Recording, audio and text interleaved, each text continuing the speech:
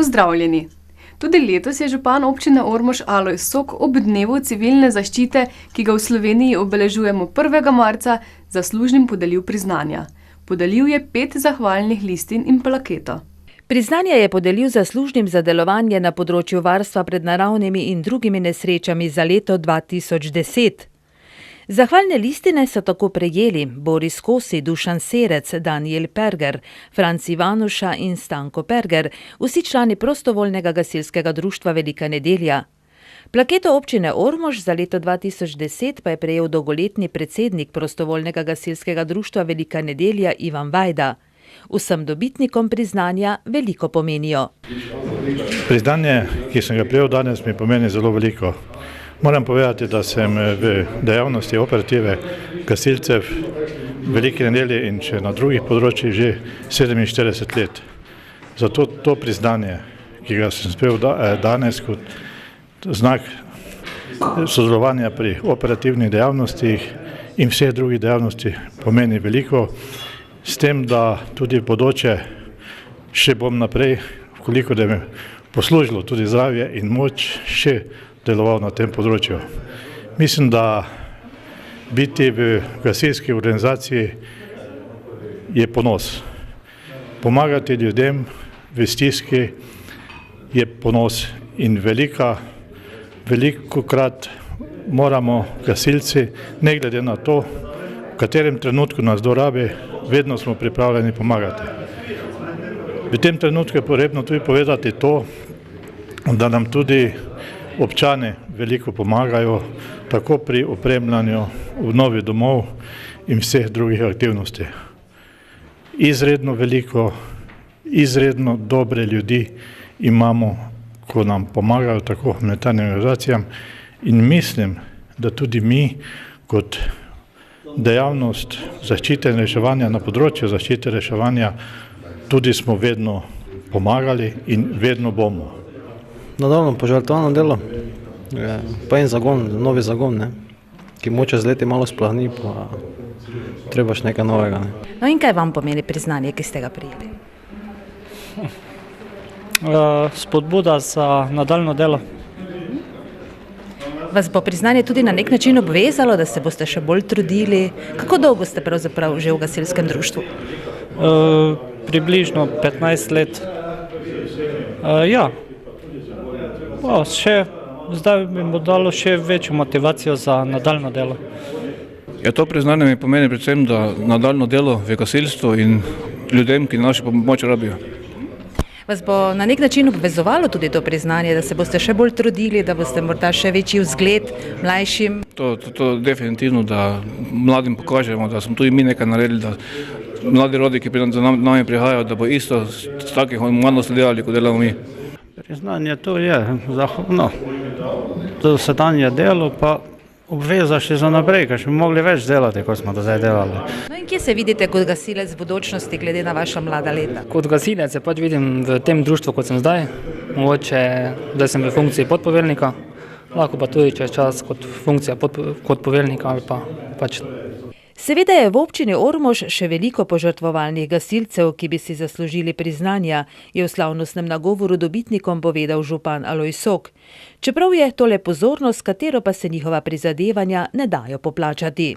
Vsako leto je dan civilne zaščite, to je v začetku marca.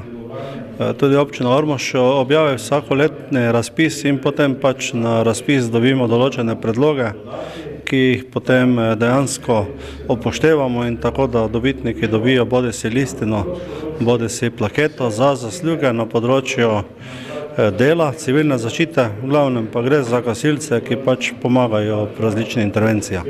Župan pravi, da so gasilska društva sorazmerno dobro opremljena, kar pa je tudi prav glede na poslanstvo, ki ga imajo.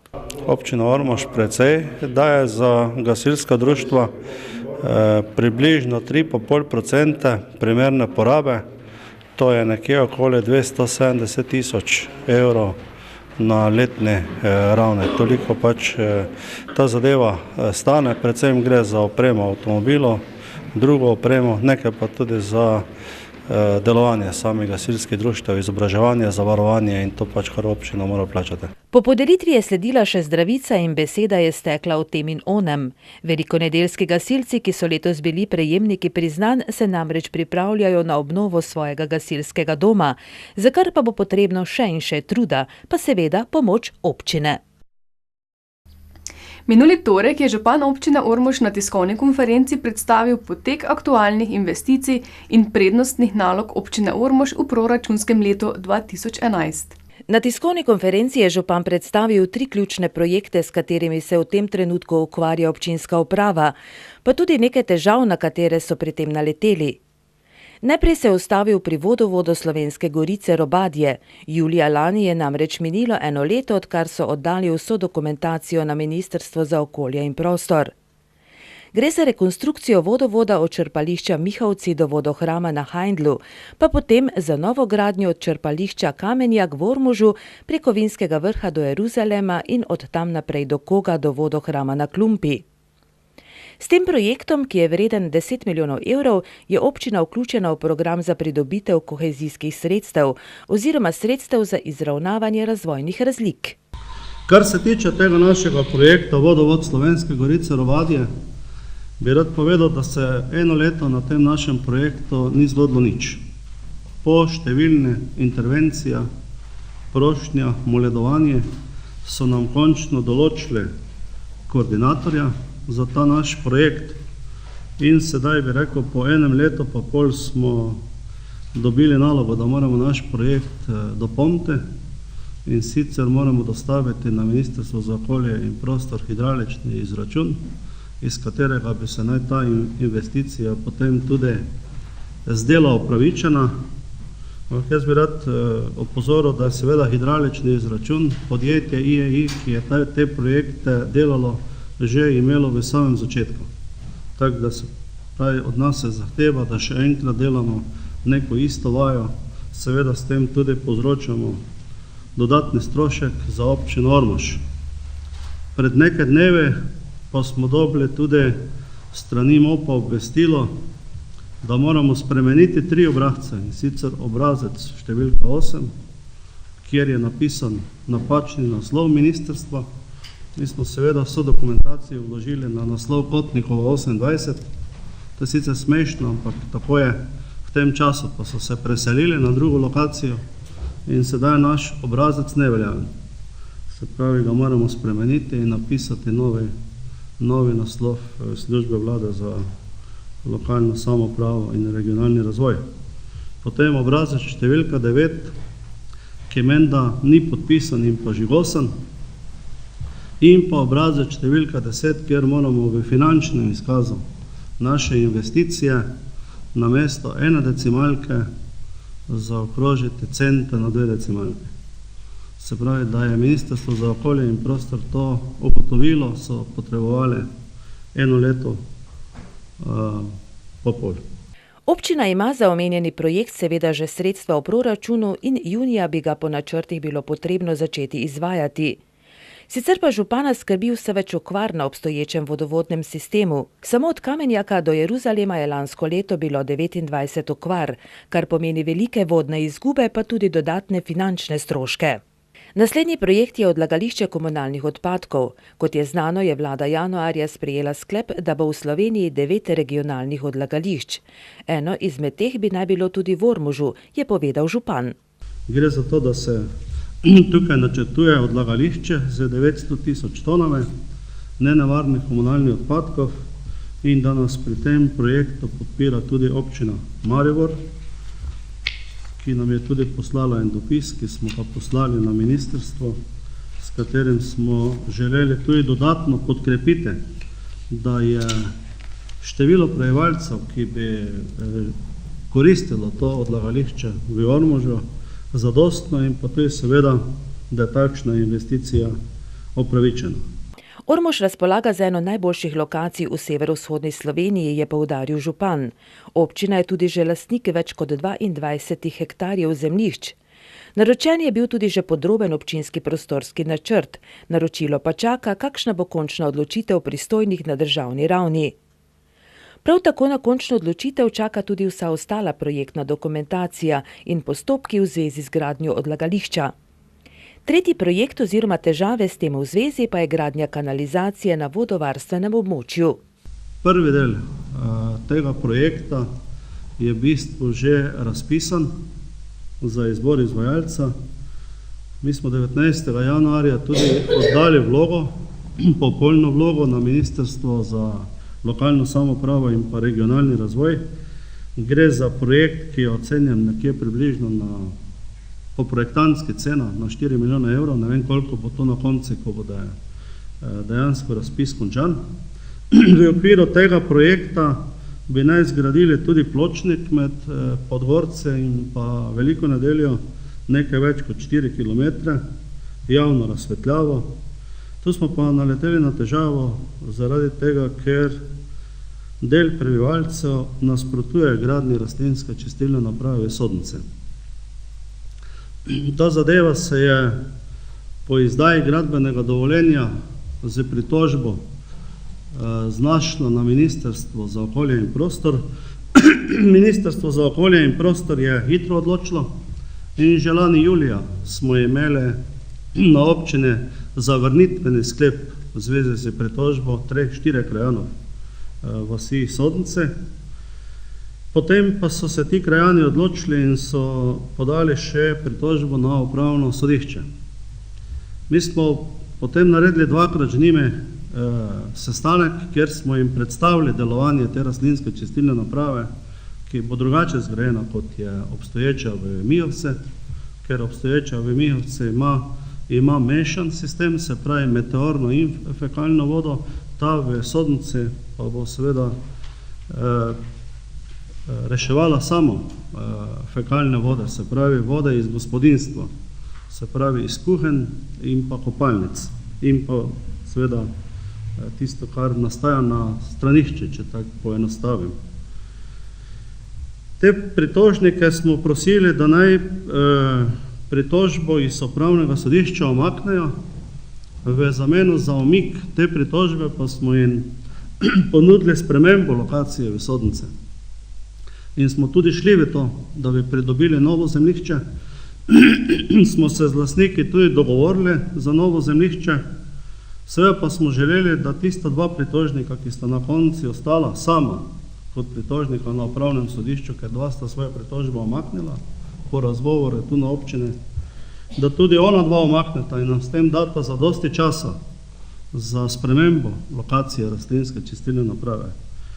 No, to nista želela, nista se tudi želela o tem v ničemer pogovarjati in tako sta nas seveda pripeljala v neko časovno stisko.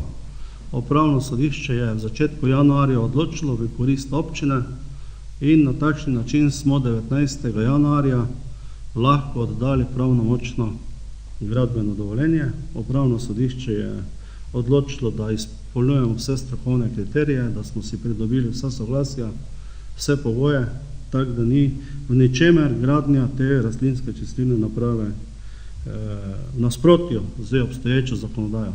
Gre za čistilno napravo 1000 populacijskih enot, ki bi se razprostirala na 25 arih, služila pa bi krajanom Sodincev in Senešcev. Pred kratkim so na občini sprejeli več kot 200 podpisov civilne iniciative, ki zahteva, da občinski svet razveljavi vse sprejete sklepe od DIP-a naprej. Župan pravi, da bo občinski svet na prihodnji seji seveda o tem odločal, možna pa sta dva sklepa. Eden je, da občinski svet vse te dokumente razveljavi, to pa pomeni te investicije, potem seveda na tej relaciji Podgorci, Sodnice, zgradnjo kanalizacije in pa rastlinske čistilne naprave ne bo. Druga možnost pa je, da občinski svet te svojih dokumentov, ki jih je enkrat že sprejel, ne razveljave in da bodo krajane Sodnic. Moram pa še to povedati, da je to ljudsko inicijativo pravzaprav podpisalo sorazmerno malo krajanov Sodnic.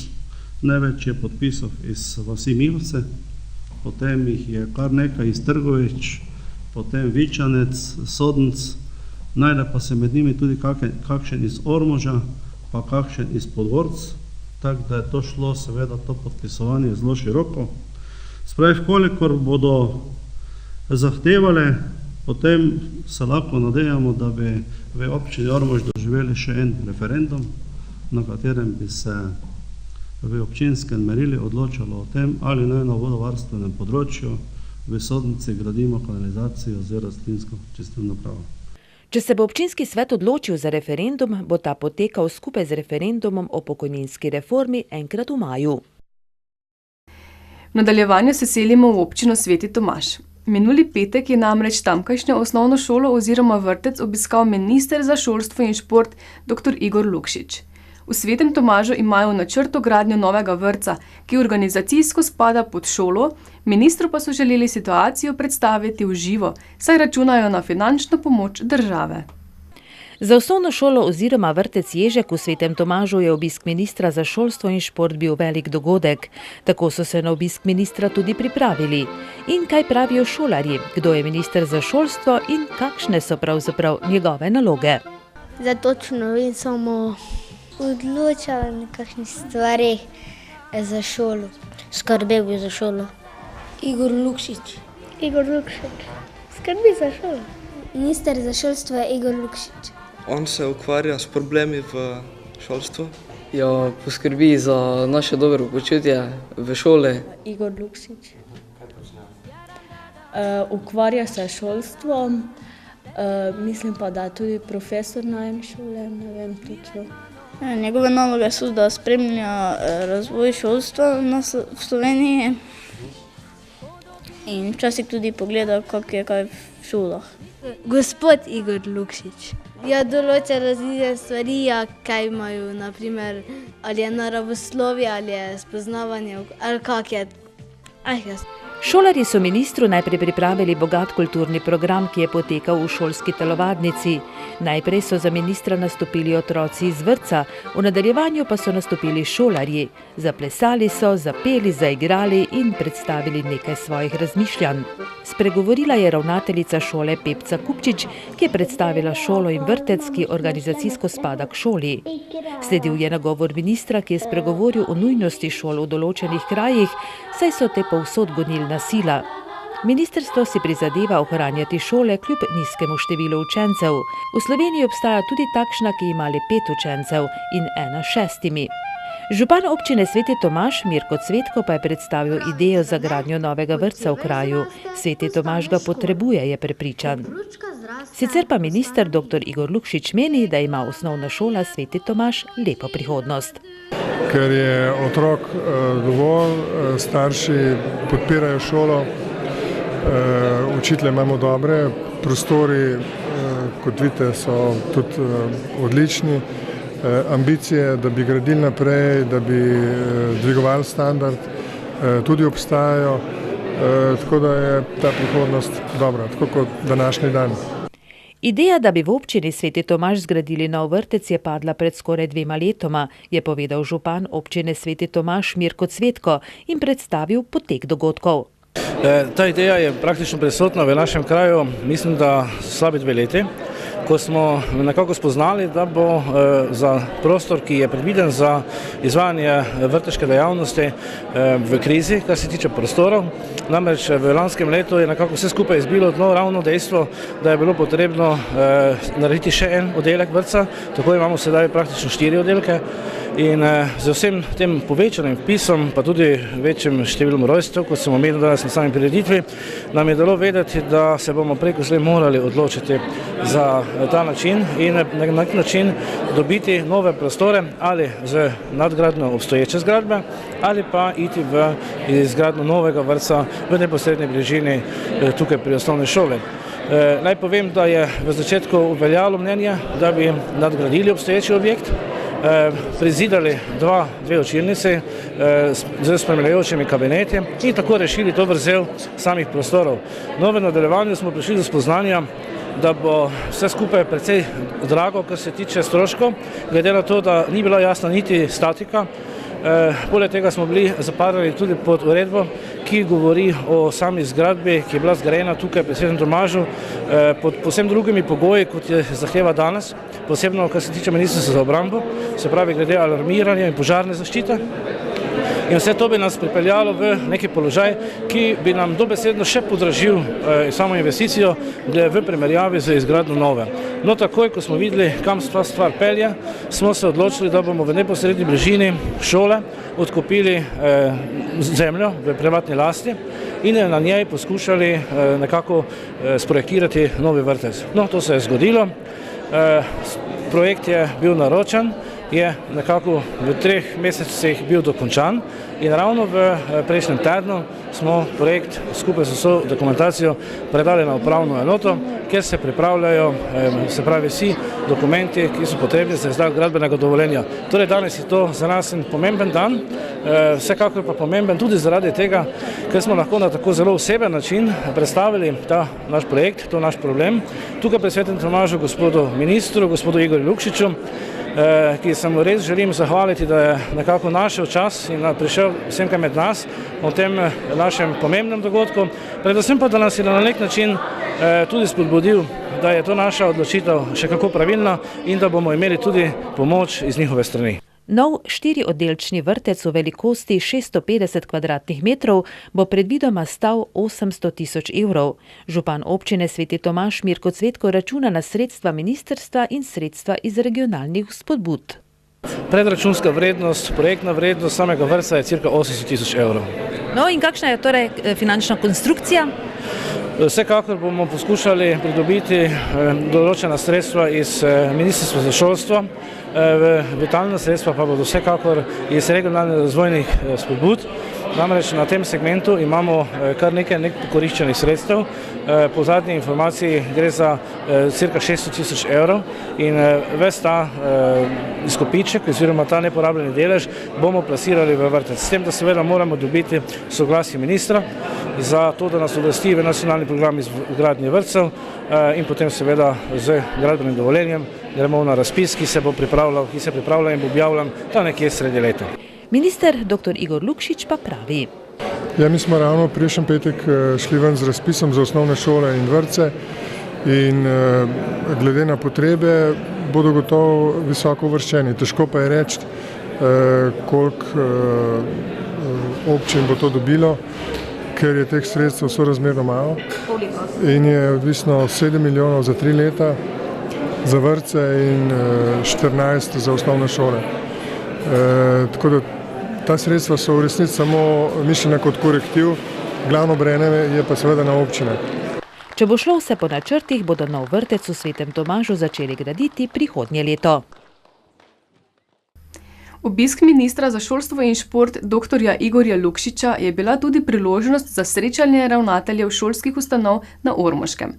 Sestanek je sicer potekal za zaprtimi vrati, tako da o vsebini pogovora ne moremo poročati. Smo pa ministra povprašali o bodočnosti ormoške gimnazije. Gimnazija Ormož je ena izmed najmlajših gimnazij v Sloveniji in izvaja program splošne smeri, ki se zaključi z maturo. Letos imajo na gimnaziji 131 dijakov, kar 44 pa jih bo letos pristopilo k maturi. Glede na to, da je letos v prvem letniku le 17 dijakov, je obstoj gimnazije že nekaj časa pereča tema. Verjetno pa bi s primernim pristopom lahko vplivalo na interes osnovnošolcem na Ormoškem za vpis na Ormoško gimnazijo. Minister je s problematiko Ormoške gimnazije dobro seznanjen. Tam je žal ravnateljica odstopila, kar je dodatni problem, ker se je izkazalo, da je premalo neke volje na kupu. Predvsem največji problem je, veste, da zdaj populacija v celi državi pada, da so vse srednje šole pod velikim pritiskom, ker je dijakov premalo. In to bo gotovo stresno, zlasti za tiste šole, ki so že zdaj imele probleme. Tako da bomo videli, mi se želimo zaradi geografskih razlogov in regionalne politike, da bi srednja šola oziroma gimnazija v Ormožu obstala. Samo predvsem je odvisno od natalitete in od tega, ali se bojo starši in otroci odločili, da grejo v ormoško šolo in ne v ljutomersko ali ptujsko. Ena izmed možnosti za obstoj ormoške gimnazije je tudi povezovanje s sosednjimi gimnazijami. Ja, to bi bila gotovo dobra rešitev. Tudi ravnateljica gimnazije na Ptuju je ponudila roko. Tudi ljutomerska gimnazija je pripravljena na to pomagati. Tako da jaz mislim, da v tej smeri bi bila dobra rešitev. Na srečanje z ministrom so bili vabljeni vsi ravnatelji osnovnih šol in vrtcev na Ormoškem, ki so se vabilo tudi z veseljem odzvali. Potekal je tudi sestanek, žal za zaprtimi vrati. Na srečanje pa ni bila vabljena ravnateljica gimnazije Ormož, čeprav ima za ministra zagotovo kar nekaj vprašanj. Izjave ministra v zvezi z gimnazijo pa je komentirala. Torej najprej naj povem za uvod, da sem vesela, da minister obišče naše kraje, da se prijazno odzove vabilu za delovna srečanja, tako kot je to storil v petek v občini Sveti Tomaž.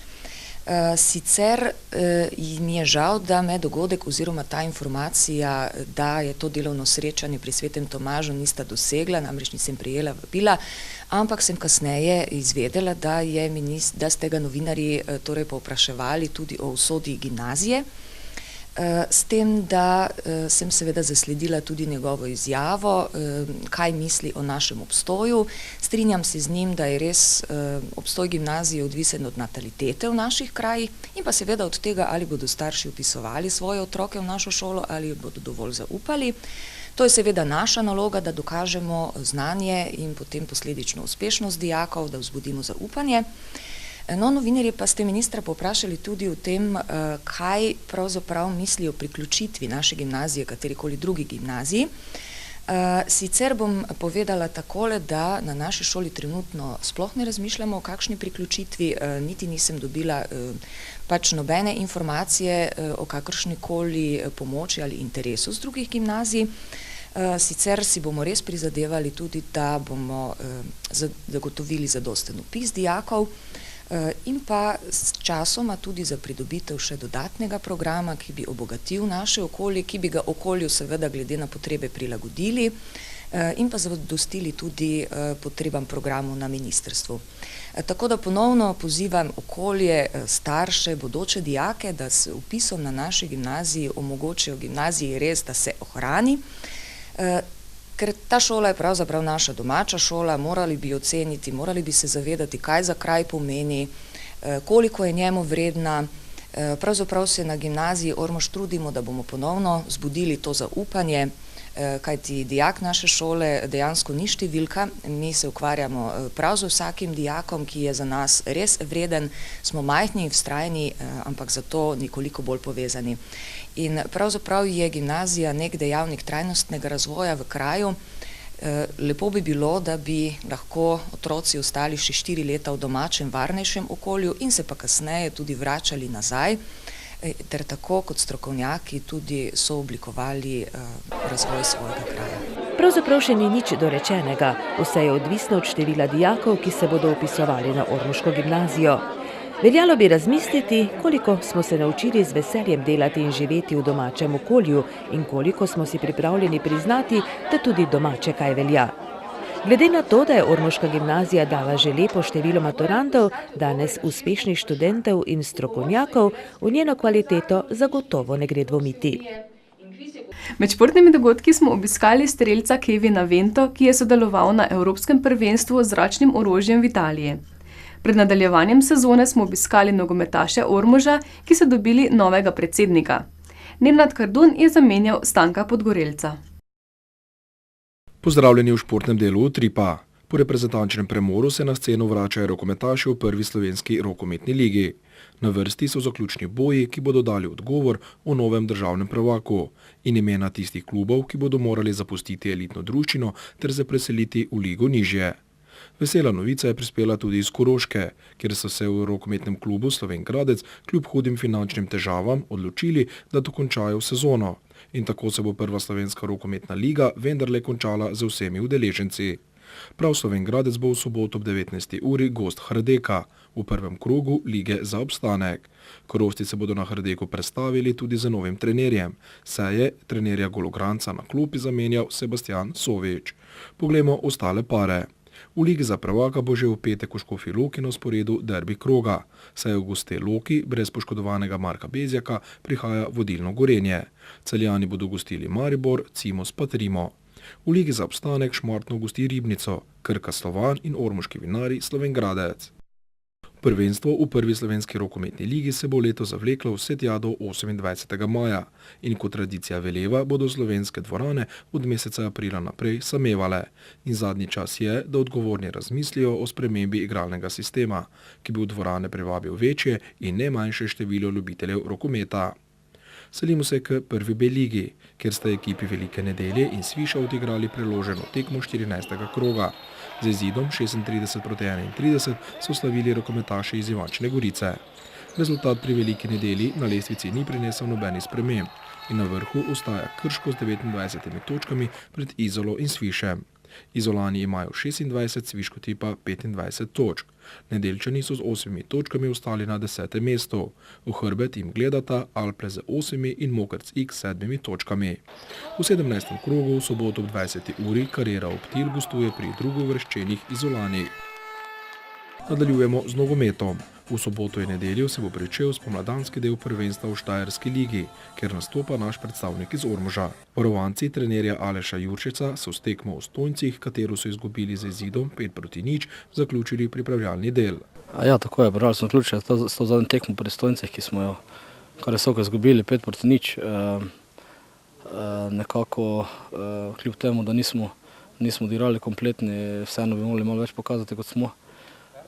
Predvsem v fazi obrambe, po prekinitvi smo bili premalo agresivni, da bi lahko te gole preprečili. Medtem pa, ko priprave smo nekako po planu zaključili, opravili tisto, kaj je bilo v naših najboljših močeh. Nismo se uspeli skompletirati, kot smo nekako pričakovali. In tako bom rekel, v dnešni negotovnosti vseeno pričakujemo to prvo kolo proti Rogaški. Ekipa je kar dokaj spremenjena, nekaj novih obrazov, predvsem mladih, ki jih sploh ne poznamo. Ja, tako je, vključili smo 8 mladincev v samo delo. In sedaj bom rekel, je to res ena velika razlika. Igralci se trudijo,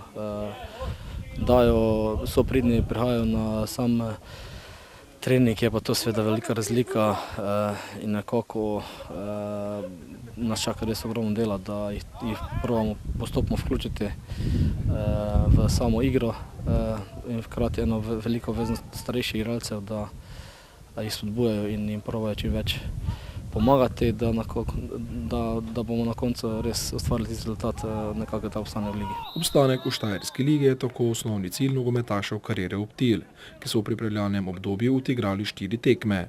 Proti Kobilju je bila zabeležena zmaga z 8-1, proti Gornjemu Mihaljevcu remi 0-0, proti Srednji Bistrici poraz s 6-2 in nazadnje še poraz s Stojnci s 5-0. V prestopnem roku sta klub zapustila Sergej Košnik in Sašo Habjanič. Košnik se je preselil v Cerkvenjak, Habjanič pa v središče ob Dravi. Največ težav Ormožanom povzročajo poškodbe in ekipa bo tudi v drugem delu ostala brez pomoči kapetana Boruta Prapotnika in Luke Mlinariča. Pod vprašanjem pa je nastop Gregorja Hebarja in Blaža Zidariča, ki se vračata po poškodbi. Spomnimo se še stanja na lestvici po jesenskem delu sezone.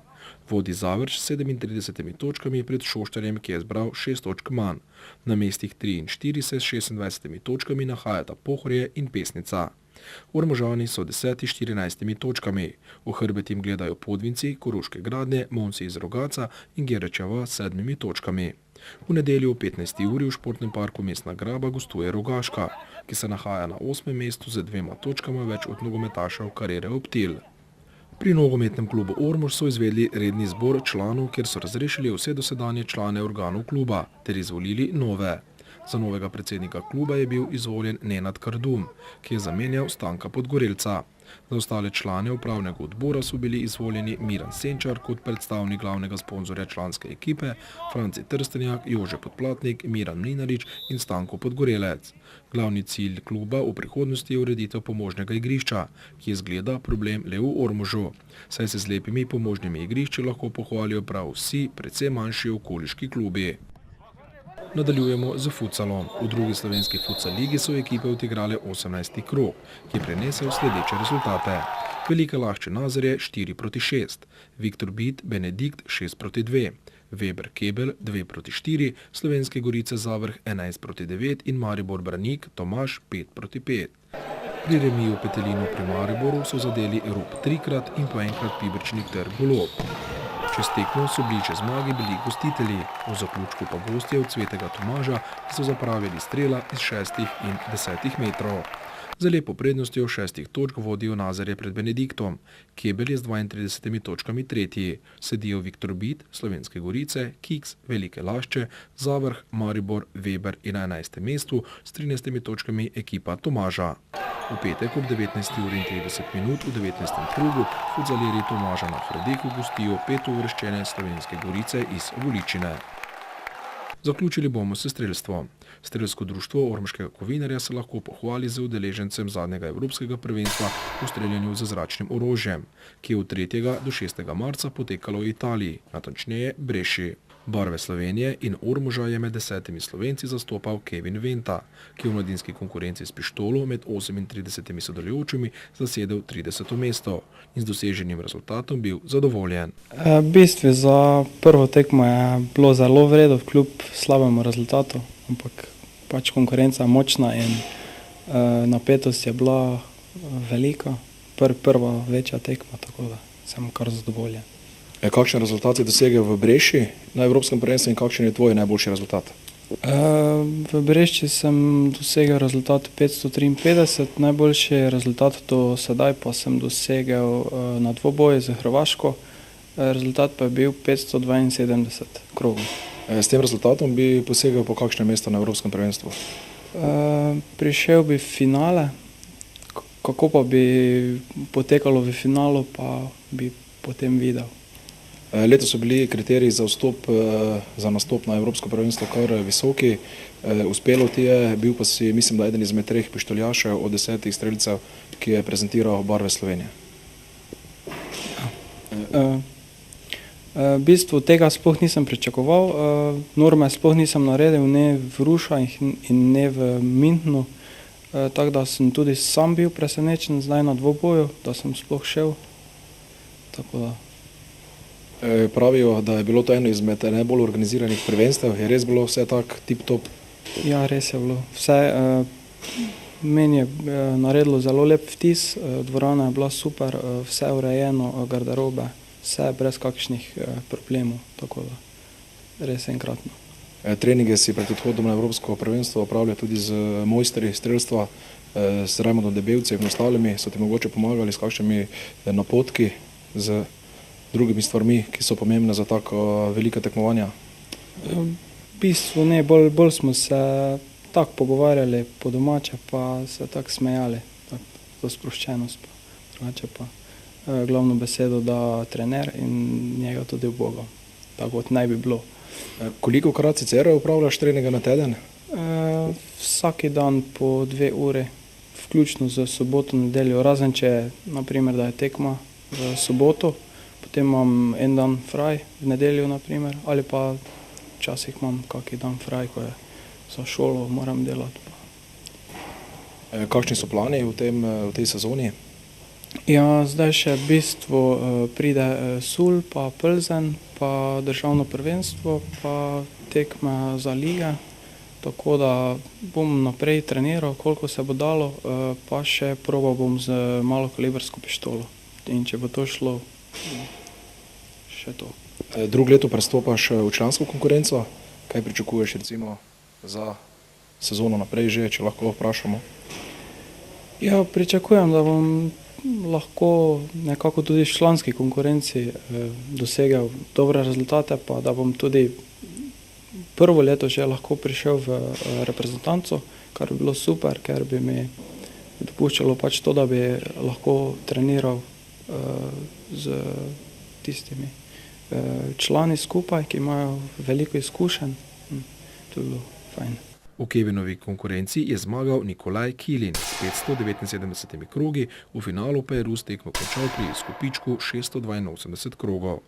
Poleg Vente so na evropskem prvenstvu nastopali še Spuško, Mitja Černi, Živa Dvoršak, Nina Juvan in Natalija Otoničar v mladinski konkurenci, ter Rajmond Debevec, Robert Markoja in Željko Mojičević v članski konkurenci. S pištolo so nastopili Kevin Venta v mladinski konkurenci ter Majda Raušel in Srečko Vidmar v članski konkurenci.